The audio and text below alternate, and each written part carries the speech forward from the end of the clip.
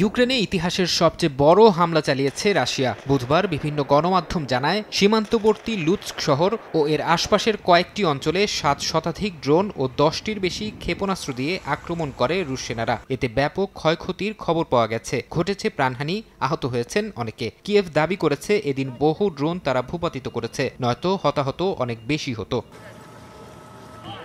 সীমান্তবর্তী শহরটি পশ্চিমা সামরিক সাহায্যের প্রবেশদ্বার হিসেবে পরিচিত। হামলার মাত্রায় এতটাই আতঙ্ক ছড়ায় যে পোল্যান্ড তাদের যুদ্ধবিমান তৎপর করে আকাশসীমায় নজরদারি বাড়ায়। ইউক্রেনের প্রেসিডেন্ট ভলোদিমির জেলেনস্কি বলেছেন, রাশিয়ার উদ্দেশ্য শান্তির বার্তা নয়, বরং হামলার ক্ষমতা দেখানো।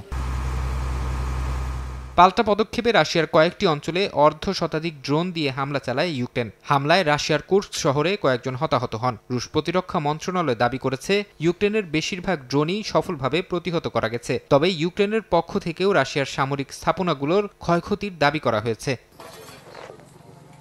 এদিকে ইউরোপের সর্বোচ্চ মানবাধিকার আদালত রাশিয়ার বিরুদ্ধে এক ঐতিহাসিক রায় দিয়েছেন। ২০১৪ সালে মালয়েশিয়ান MH17 বিমান ভূপাতিত করার ঘটনায় রাশিয়াকে দায়ী করেছেন আদালত। ইউক্রেন ও নেদারল্যান্ডসের দায়ের করা আলাদা মামলার ভিত্তিতে আদালত এ সিদ্ধান্ত দেন। এবারই প্রথমবারের মতো কোনো আন্তর্জাতিক আদালতের পক্ষ থেকে ২০১৪ সালে মালয়েশিয়ার বিমান ভূপাতিত করার জন্য রাশিয়াকে সরাসরি দায়ী করা হলো।